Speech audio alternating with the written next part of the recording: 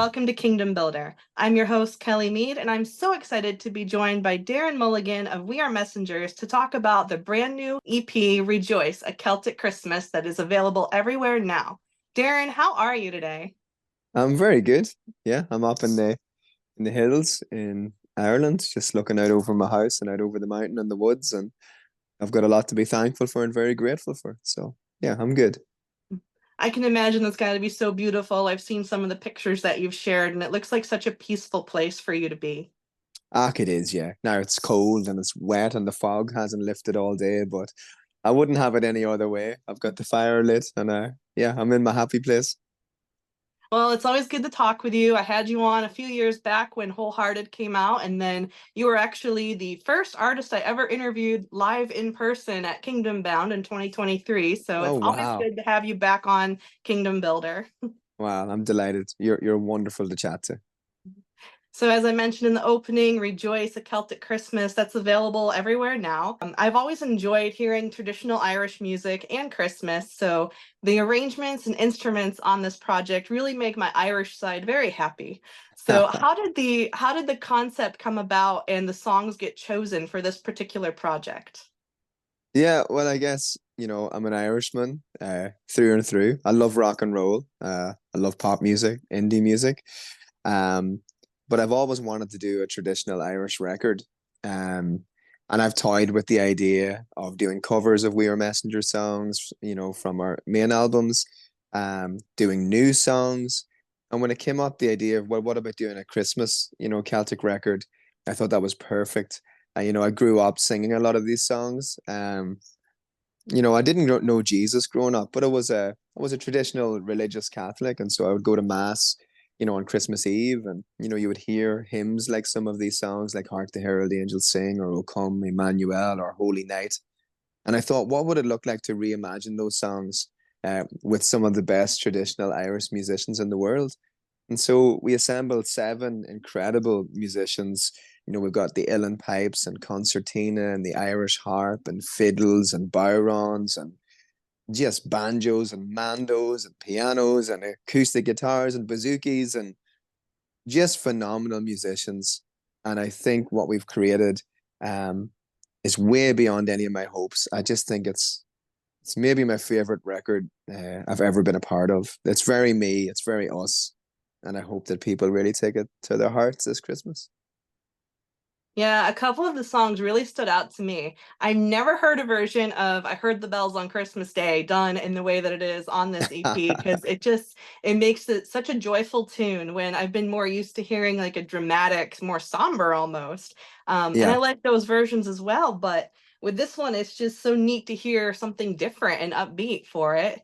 And yeah. also, Thorn and Thistle, that is such a beautiful song that really helps listeners focus on the reason Jesus came to earth and why we celebrate Christmas to begin with. Yeah, yeah. Well, listen, we took a lot of those songs. So songs that had like a slow tempo, we made them fast. We turned them into jigs and reels. And then some that were faster songs, we slowed them down and turned them into more kind of laments.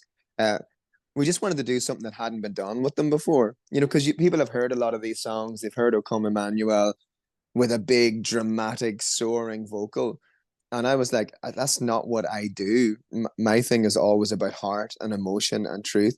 And so we said, let's use that vocal, that kind of, the kind of pain that I can channel, the kind of hope that I can channel through my vocal. But let the music sing, let the instrumentation carry these songs and have them soar. And so that's what they've done. Even on I Heard the Bells, I just love that it's like a fun party Christmas song that is quite somber at times. And then Thorn and Thistle is a song that I wrote with my friend Kirsten Getty. Michael Farn was on there too. And it's just, I guess I never want an album to go by without me reminding people of who Jesus is, that Jesus loves us. Yes, he does. But that love is demonstrated most clearly in a crucifixion and on a cross. And so he came perfect and sinless and as a baby and looked quite harmless. And I think sometimes the modern narratives like to leave Jesus being harmless and being, not very effective. But I wanted to write a song that reminded people that he came to conquer it all, to conquer the grave, to conquer death, to conquer my sin, my shame, my rebellion, and that he is Lord, he is Savior. Uh, Jesus isn't just for Christmas, he's for eternity. And Thorn and Thistle, I think, reminds us of that. Amen. Absolutely. I love that your wife Heidi was involved with the project as well and able to join you on several of the songs. With Christmas coming up, do you guys have any special traditions that you have as a family? We do. Well, funny, my wife and I went to Vienna this past weekend. My wife loves Christmas markets. So we flew out to Austria and had a weekend, and we went to our first Christmas markets of the season. And next month, we're going to go to the Christmas markets in Belfast and maybe Dublin as well. We have down at the cottage, we have these string lights that we hang out over the house. So once it gets to the 1st of December, the Christmas tree will be up, the decorations will be out, the lights will be out, and we'll be playing vinyl records, old Christmas albums. And honestly, one of those this year will be, Rejoice a Celtic Christmas. I normally don't listen to We Are Messengers music once it's done. Um, but this record feels like it was done by somebody else. It's so good, it feels like I'm not even a part of it. So I've really enjoyed listening to these renditions. So yeah, lots of Christmas music, good food, lots of lights, and lots of hanging out with family and our church community. I go to the same church that I came to know Jesus in 17 years ago. And so we'll play an active part in our evangelism and our street outreaches and just in celebrating, celebrating Jesus, which, as a Christian musician, you should think should roll off your tongue very easily. Um, but so often we're making music and writing lyrics and creating songs without really paying that much attention to how beautiful Jesus is. And Christmas really brings that into focus for me. Um, Especially in these days and in these years where I have a real contentment and peace. And I know who has bought that for me. That has been Jesus, not my ability or talent or success. It's the goodness of God. Yes, absolutely. So I know that Where the Joy Is, that album that came out earlier this year, has been an important project for you as well to be a part of. And it's one of my favorite albums from this year. Are Oh, there a couple of songs that maybe have come to mean a little bit more to you as you've gotten to sing them for so many audiences around the yeah. world this year? Yeah, well, I think 1,000 times is a standout song for me in the record. It's just I wanted this record to sound like what was going on in my heart. And in my heart, I had all these like anthems of thankfulness and remembrance of the goodness of God. And 1,000 times, it sounds exactly like my chest feels. It's this idea that I'm still here, God is still good. And when I look back, I can see his goodness in all of it, in the suffering, in the heartache, in the good times, the bad times. He's been good 1,000 times. And I'm really confident he'll be good 1,000 times more. Um, and then the other song, and it's probably like a sleeper song on the album that maybe people, I don't know if they notice it as much as the others, but there's a song called Worthy of Being Loved, right in the middle of the album. And I actually wrote that just down the hill in the house one night on my wee acoustic guitar. And I just wanted somebody that I love to know that if they were gone, I would miss them very much. Um, and it is amazing. I live in this incredibly beautiful area in Ireland, but we have the highest rate of suicide in Western Europe. And I know our band always wanted to be a band for people who struggle with mental health, with self harm, with suicidal ideation. And so I refuse to let an album go by where I don't remind people to keep on living, where I don't try and comfort people in their heartache. Um, because I know what those dark thoughts look like. And on an album called Where the Joy Is, I wanted people to remember that joy isn't easily found, that joy comes through suffering. It comes through living through some of the worst things and recognizing God's presence in those. And on the other side of all of that disappointment, um, is peace and joy. Uh, and by being on the other side, what I'm not saying is by living a happy, clappy, unicorn American dream Christianity life. I'm talking about um, surviving. Sometimes making it to tomorrow is enough, you know? Sometimes that's a great triumph and there's great joy in that. The Bible talks about persevering and steadfastness. It also talks about, you hear Jesus say things like, "Blessed are those who mourn, for they will be comforted." And in that comforting, there is great joy. So I'm talking too much, but that song may be the most important song on the album. Um, and probably one of the least listened to songs on the album. So I'd encourage people to go check that one out. Well, I love listening to the entire album. It kind of feels like a breath of fresh air and such an encouragement. And you mentioned Worthy of Being Loved. That is one of my favorites. And I Oh, remember hearing it last year when the Where the Joy Is tour that you guys just recently wrapped for this year. But I was able to come to 3 of the shows when it came through my area last November. And I just remember each one being so different. But mm, when you played Worthy of Being Loved, the room just went silent. And it was just this, I don't know, like this kind of a peace almost. And I think people were oh, feeling the love of God and his just like comfort surrounding them in that time. I know I did. mm, So, thank yeah, you. that's just, I always tell people that no two We Are Messengers concerts are the same because they're always a special experience. And I definitely know that from firsthand, firsthand Oh, being there. well, we never want you to feel like we're repeating the last night's concert or we're painting by numbers. Like we believe that every city, that every audience, that every person is different night to night. And we want to meet them where they're at, not where we want them to be. Like so often you kind of have an idea or an agenda with what you want to do in your life or where you want people to move towards. And in these days, I'm just happy to come out and see people and be with them and listen to them and their heartache and their joy. And hopefully, what we do just becomes a little bit more of the soundtrack, the backing soundtrack to what Jesus is doing in their lives. And you can't do that if you're just rinsing and repeating. You have to be vulnerable and open to being embarrassed, making a fool of yourself, things going wrong. And in my experience, there's so much reward and so much fruit comes from just being honest and open and vulnerable at our concerts. Yeah, and I know you guys did cut back a little bit on touring this year, so you could spend more time with your family, which I think is a wonderful thing. What are some of the biggest lessons that God has shown you and worked in your life through just through the touring and through the experiences you've had in the past year? Yeah, like I suppose over the last 10 years, it's 10 years doing this now as a band, actually this month. Um, I think he has shown me that I don't need applause to go to sleep. I don't need success to be content because I've had both of them, more than any man should, I suppose. And neither of them help me sleep or help me feel more content. Um, I found real contentment in the scriptures, in relationship with Jesus, and in becoming a better father, husband, uh, and friend to the people who listen to our music.